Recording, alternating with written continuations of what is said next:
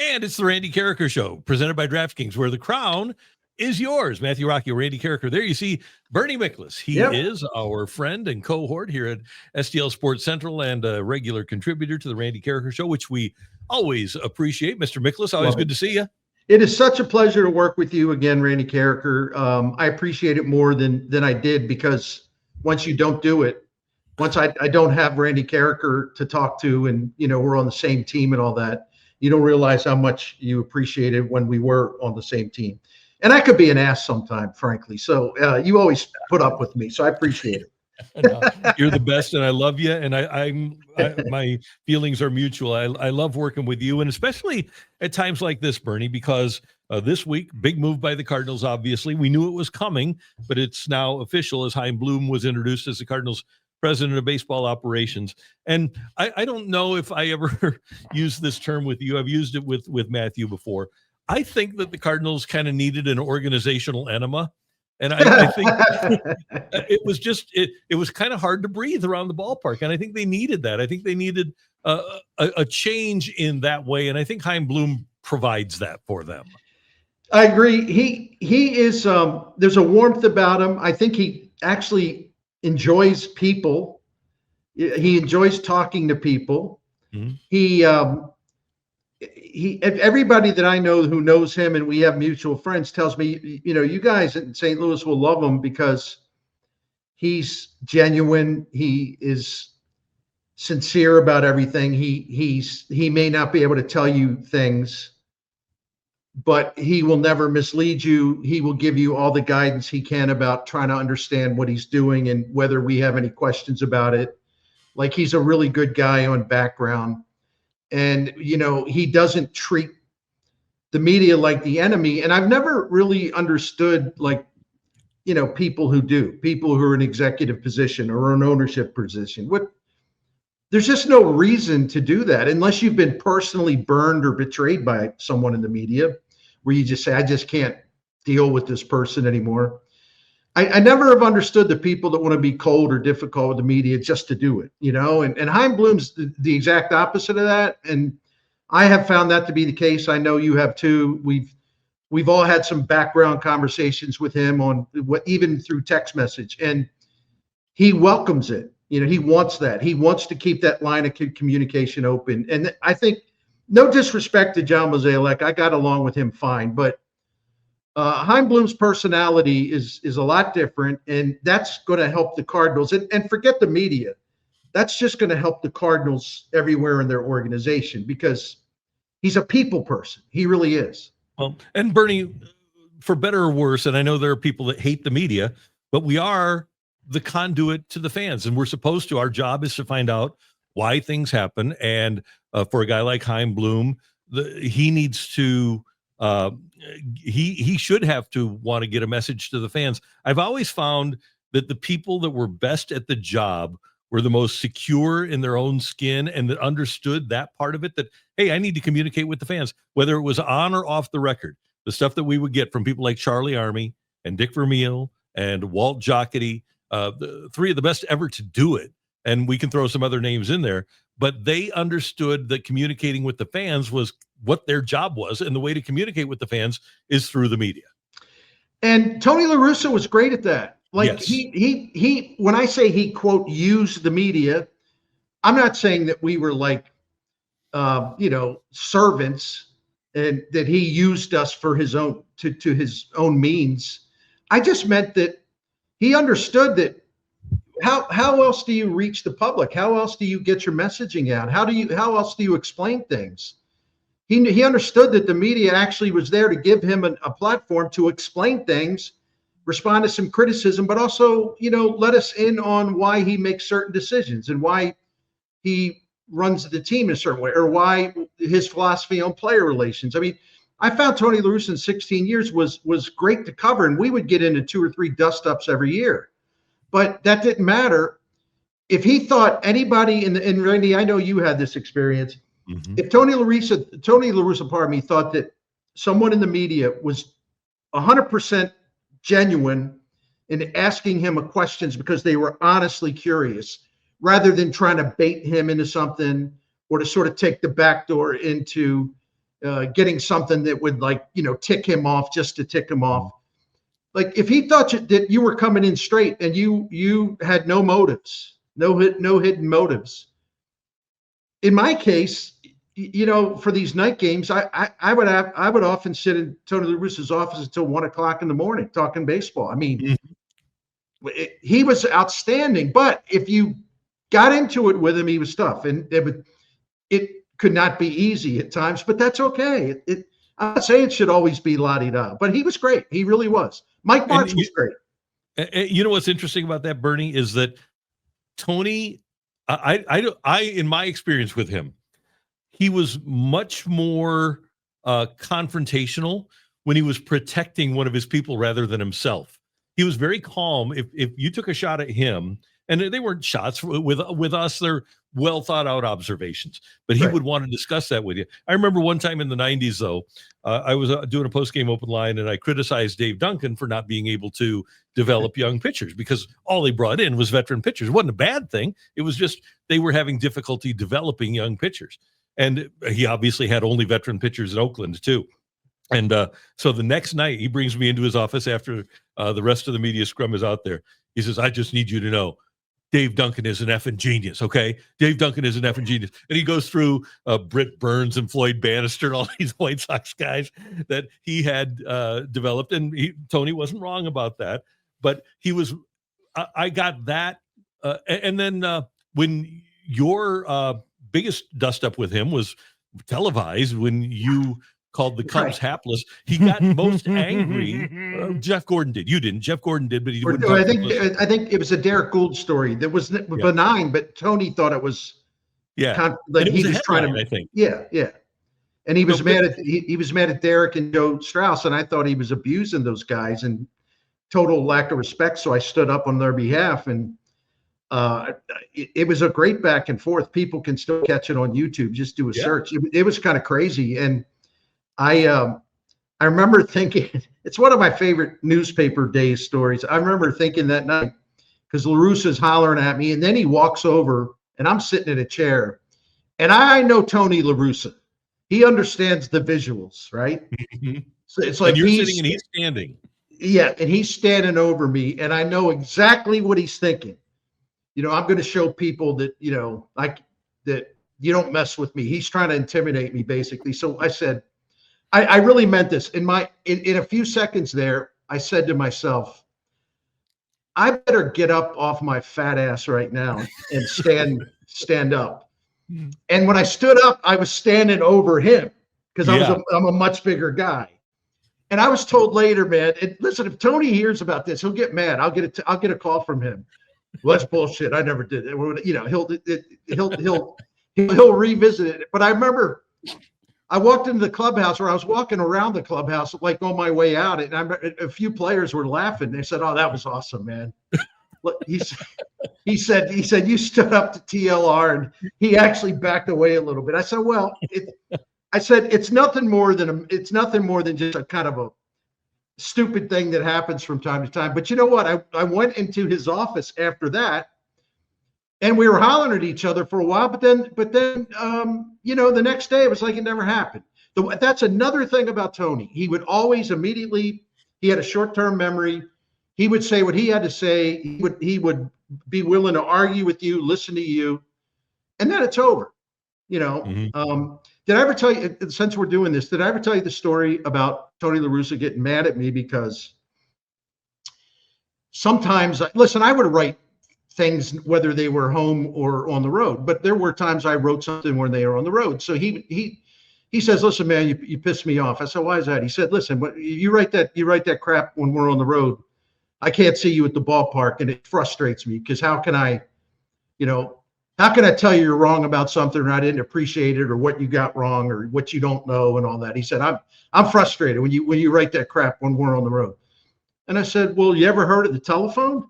What do you mean? I said, "You call me anytime. I don't care if it's 3 a.m. You call me anytime and you can say whatever you want. And if I don't answer, it's because I'm asleep or I'm out to dinner with my wife or something. And you say what you want on the voicemail. You can call me names. You can scream. I don't mind." I said, if it means you and I will have a better working relationship, then do it. And I'll never be offended by anything you say. And so he would do that. I'd get these voicemails from him at all hours. And he'd be like, all right, Bernie, Tony, man, you messed up. You messed up, man. Let me explain. And then he would explain it, you know. And you know what the best, can I tell this story too? This is one of my favorite Tony stories. The game in Texas, game 5 of the World Series, where they had the famous bullpen escapade, where Lance Lynn comes out, you know, and he says, what are you doing here? You know, and nobody gave a great explanation about what the screw up was. And in the press box, man, writers from coast to coast were writing stuff and, you know, just blasting Tony La Russa, right? Blasting him. And I was on the plane coming back to St. Louis with Tom Verducci, and he said, listen, I think Tony's one of the great managers ever, but he's losing his marbles. That was embarrassing last night. He looked so bad. And I knew right away that this was going to be a huge national story. The column I wrote called him out because he had to be called out because it was an embarrassing episode by one of the great managers ever. So anyway, I swear to you, I took the earliest flight out of Dallas Fort Worth the day after the game. I swear to you boys and everybody else, I'm literally pulling up to my house and it's like 7:45 in the morning. I'm come back from the airport. I'm like, man, I can't wait. I'll probably get a snooze in, whatever. I see Tony La Russa, you know, the name La Russa on my phone. And he says, what are you doing? I said, what are you talking about? I said, I'm going in to go to sleep. I just got home. No, I mean, what are you doing writing that stuff about, you know, what a screw up it was? And, you know, you went way too far with this. I mean, it just wasn't that big of a deal. I said, Tony, it's a huge deal. He said, bullshit. I said, no, it's a huge deal. You have no idea. And he said, well, what do you mean? I said, Tony, you and I have been through the wars and we have a good relationship and I really have enjoyed covering you. So let me tell you what I know, okay? When you go in that off-day press conference later today, you are going to be besieged by questions on how you screwed that up. This is a huge national story. Now, you can get mad at me, but I'm telling you, it goes way beyond me. You better be prepared to have better answers than you did last night because they're coming after you. He said, well, I think that's crazy. I think that's crazy. You may think that, but I'm telling you, they're coming after you. So sure enough, he comes in and he's under siege, and it's like the first 10 questions are about it, and they're badgering him and they're asking follow-ups. He handled it great, okay? And as he's walking out, he turns and he looks towards me. I'm in the seating area, and he winks, and then he walks out the door. So I know. So all times, like, people will know about that time I got into it with La Russa, and they probably heard about other times. But I swear, in that situation, and you know, I was trying to explain to him that it was a big deal because he thought it was just me, right? And so, yeah, I filled him in on what he could expect. And some people might say, well, that's not appropriate. Well, yeah, it actually was, because he's insisting it was no big deal. And I was telling him, you're going to find out later today what a big deal it was. So you better be ready. Yeah. So he winked at me as he's walking out. I thought that was one of the funniest things ever. Anyway, so I did him a solid. You know, what can I say? Yeah, that's great. Well, obviously the big news of the week was the Heim Bloom press conference on Tuesday. Your video on Wednesday broke down why Heim Bloom is the right man for the job, and obviously the job, he laid it out, and he finally gave, I think, a pretty concise plan for what we expect from the Cardinals, which is long-term decision-making is going to take the preference or priority over everything else. And I know your point at one point in the video would have been nice if they would have started this 2 years ago, but sooner is better than never. And finally, I think the plan they have laid out is one that rational Cardinals fans can get behind. I agree. That's well said, man. Listen, I've said this before, so I'm sorry if I'm being redundant specifically with you two. You know, for as much criticism as Bill DeWitt and Bill DeWitt the third take, right? And they've taken a lot. They've taken a ton. You have all these people, sell the team, you know. Okay, yeah, because it's been pure evil baseball hell around here for 30 years, right? we've had nothing to enjoy, right? It's been hell. Sell the team, Bill. Okay. Anyway, I've tried to remind people that, the last 3 years have been a bummer. And I know that even though they made the playoffs, they weren't having much success. But if you take 30 years as a body of work, it's pretty remarkable, the level of success and consistency and all the stars that they brought to town. And the point I make is that if you're actually a fair person and a rational person and a sane individual, you'll say, well, yeah, I'm kind of ticked off the way this thing fell apart. But man, since 1996, we don't have much to complain about. This has been pretty remarkable as far as success. And the thing that's so funny is his biggest critics among fans don't seem to recognize something. This is the first, they don't even understand what a rebuild is, because this is the first time in 30 years of Bill DeWitt ownership that the word rebuild has even come up. Okay. Mm-hmm. Doesn't that tell you everything you need to know? It's to the point where people aren't quite sure what it means. And I don't understand how this thing gets twisted, where the last 3 years is considered the thing that defines Bill DeWitt instead of, say, the first 25 years. That's just nuts, not to mention unfair. I was looking at some stuff like this week to talk about that. And the Toronto Blue Jays, when they won back-to-back World Series, after they won the second one, they didn't make the playoffs for the next 20 years. When Chris Carpenter outdueled Roy Halladay, and that was kind of the end of the era for the Philadelphia Phillies, they didn't make the playoffs starting in 2012. They did not make the playoffs for 10 consecutive years. There have been teams like when Earl Weaver left Baltimore, they went through this stretch where, they made the playoffs. Gosh, I lost it in my memory what the number is, but they made the playoffs like over a long period of time, only a few times. The Dodgers had that. The Braves have had that.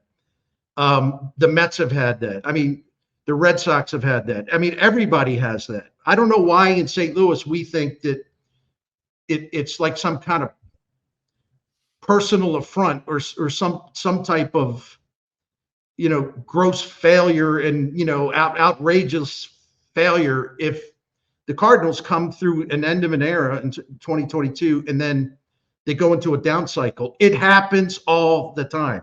Could they have prevented it or made sure that it didn't happen? They could have gotten a couple. Yeah, they could have done a better job. I've said that, written that a million times.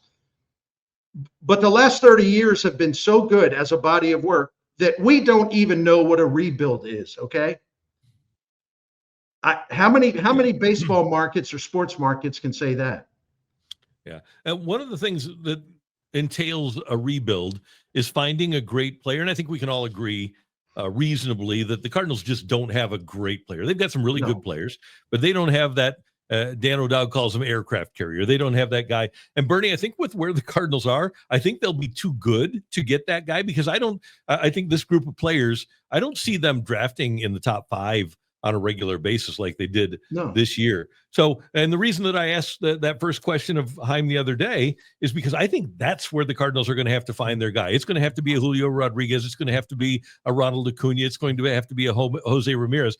They're going to have to find their superstar in the international market, in my opinion. I thought it was a good question, because I think you're spot on, because that's a great source to cultivate that kind of high-end talent. And we look at the Brewers, man, with Jackson Chourio. That this kid's only scratching the surface. I mean, he is going to be phenomenal for a long time. And they not only drafted him or signed him, they gave him a long-term contract extension almost right away, which is a great strategy as well.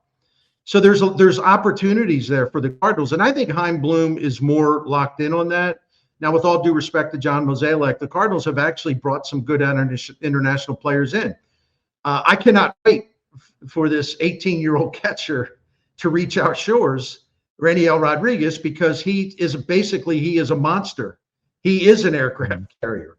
Yeah, it's unbelievable, his raw power and the fact that he doesn't strike out much. I mean, so they have international players in the pipeline. young shortstop who's a teenager named Padilla. The scouts rave about him. They have several others. So Mo and his people started to get that going, but I think Heim Bloom can take it to the next level. I really do. And they absolutely have to develop a couple of stars and more high-end players. They just have to. They've got complementary players. They don't have franchise-defining players. One thing you talked about in that video on Wednesday was also, and you talked about Whitey Herzog's era with the Cardinals and kind of defining, playing a defining style of play, but also building the team in a defining way. Do we even have enough facts to really project what that style could be or should be under Heim Bloom? Or do you think you have a good idea about what maybe that kind of new Cardinals style, whether it's on the field or in the front office, other than drafts and develop, do we know what it could or should look like? Well, I know that he values high on base percentage, as he should. Like, batting average is important, but the whole point of this is to avoid making outs, and the Cardinals, like this year, last year, I mean, their on base percentage is just awful. If you don't hit home runs, you can't let the power carry you, and you can't get on base. Well, then you don't have speed, you don't have athleticism. How the heck are you going to score runs? So he'll put a premium on a higher on base percentage. And I was told, not by him, but people know him. He also believes the game is shifting, and that the pitchers have such an advantage now because of all the high velocity, swing and miss, strikeouts, and there's so many of them, and the parade of them just never stops, that there will be more value going forward than it has been in really a long time, in terms of find yourself, make sure, you need power, right? You need that. But also you got to have people in your lineup who are excellent contact hitters, where they can hit 99, they can hit 100, they can put the ball in play. Like the dude who plays for Schulte, what's his name? The singles hitter, the first baseman? Luis Arraez. Yeah. Incredible contact hitter.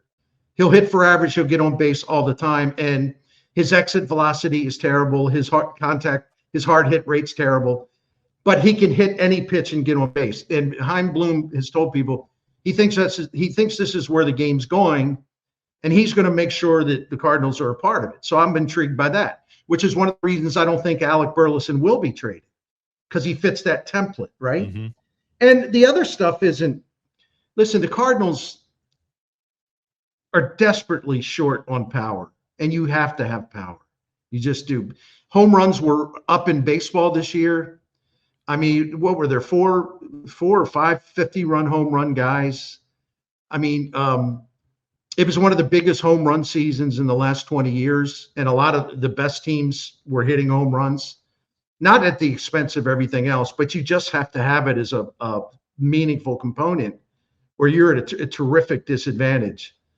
And, there were 95 players in Major League Baseball this year that had at least 20 home runs. Only one was a Cardinal. There were 75-ish players that had 25 or more home runs. None were Cardinals. The Cardinals, in terms of homegrown power hitters, after Pujols, guys that have hit 27, 30, 35 home runs or more. You're talking Matt Carpenter a couple times. You're talking Paul DeYoung a couple of times. I'm in the early days, Ray Lankford would hit 30, but they have just not developed enough of their own guys who can hit for power. Brian Jordan, I think, had a 27, 28 home run season. Mm-hmm. But the list of Cardinals homegrown players that have had 25 plus home run capability, it is so limited, and they've had to go out all, time and time again to find power from the outside. They got to find a way to develop their own, because they haven't done that for a long time. And Bernie, one of the things that he brought up the other day is that he wants to churn out players on a regular basis. And I've mentioned this before, and it's just to give you a little historical perspective. You know this, but when Whitey got here in 1980, he gave Tommy Herr a chance to play on a regular basis. His first, Whitey's first full year as manager was Tommy Herr's first full year playing in the majors. 1982, it's McGee, the trade with the Yankees. He gets his first chance to play, plus 2 rookie starters in a World Series rotation in LaPointe and Stuper. In 83, Danny Cox comes up. In 84, Terry Pendleton comes up. In 85, Vince Coleman and Todd Worrell come up. In 86, it's Greg Matthews. In 87, it's Joe McGrain. Year after year after year, there was a player that made an impact, a rookie that made an impact.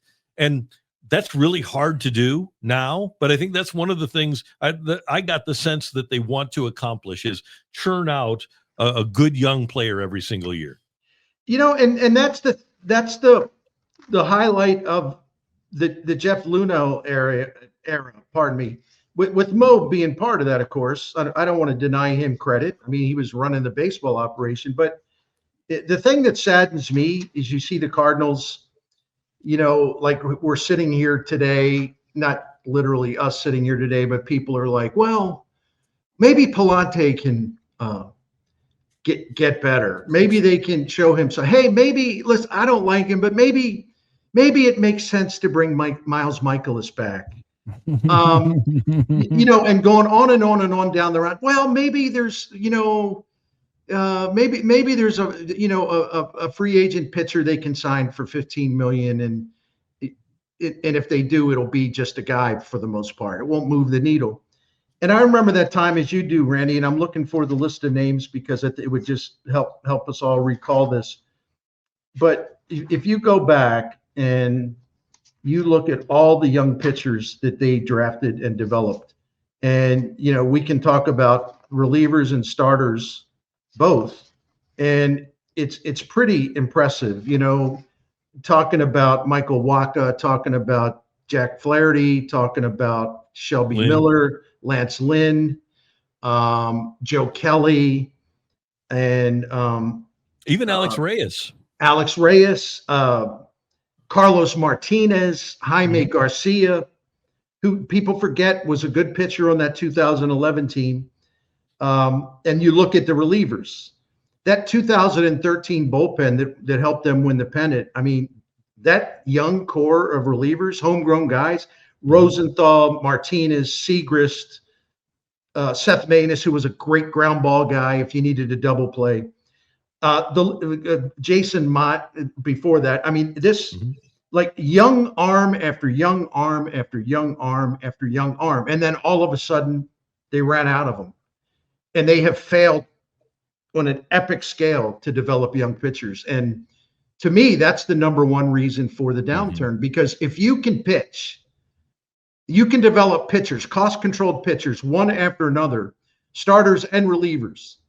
You have such an advantage on other teams because great pitching gives you a chance to win even if your offense is mediocre.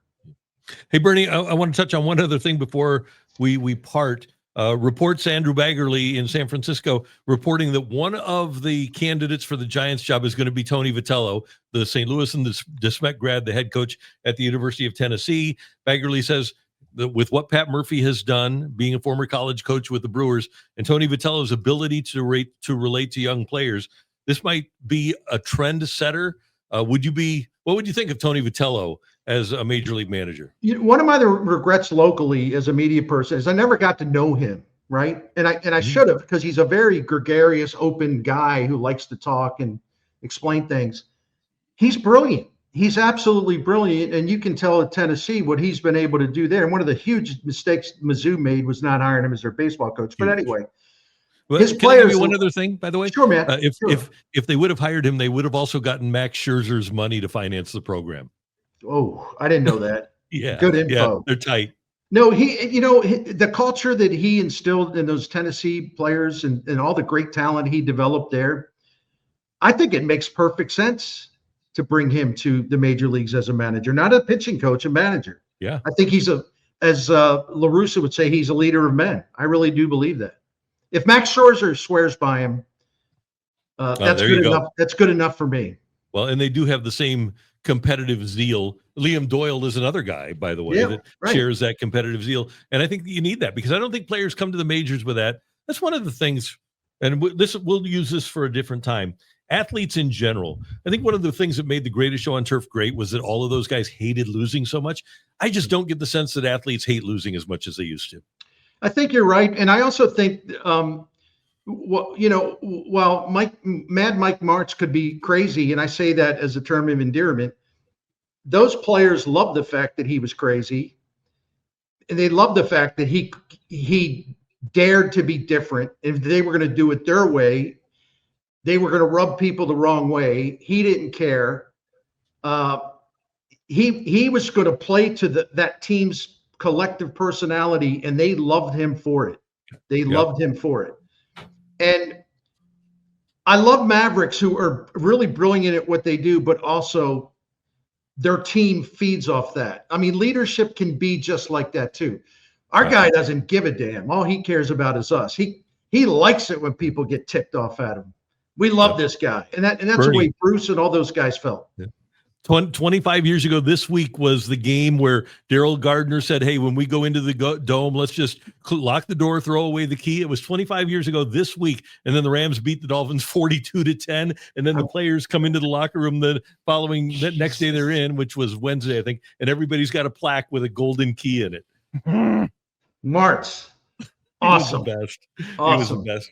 Yeah, and then, he every now and then he'd sort of veer off in the wrong direction. Like, hey, competitiveness. Okay. I think it might have been you and I when things were going bad. I don't know if it was 04. It probably was. Marshall was on his last legs, and I think it was you and I. And said, "Why do you keep playing him?" And Mike said, "I'm just so damn competitive," And he was. And that wasn't great for Marshall, but that was the best way for him to win a game. Anyway, he was great. We'll tell some Mart stories down the road here. Hey, we always love your videos, your incredible work writing away, and that's your first love at STL Sports Central, and it's always great to have you with us on this show too. Love it. And I'm in the middle writing a column that I'll be filing within the hour, and it's about, just to tease this, I'm doing my research, and we're talking about all the things that the Heim Bloom's got to do. And it's going to take time. And it's not like he can fix this particular problem in 1 year. The St. Louis Cardinals outfield, talking about the offense produced by the outfield, the worst they've had since Bill DeWitt bought the team, and one of the 2 or 3 worst they've had during the expansion era. They get no offense from their outfield. Now, you talk about, well, how can we get better offensively? You're going to have to find some outfielders who can actually hit and hit well and drive in runs and hit home runs. Ivan Herrera. I mean, these numbers, I was like laughing. I said, I can't believe how pathetic this is. It's awful. Awful. That's a way to improve your offense right away, right? Yeah. Hey, Joshua Baez, don't let us down, man. You're on the way. You're on the way. There will be a job for you here. Yeah, no doubt. All right. Thank you, guys.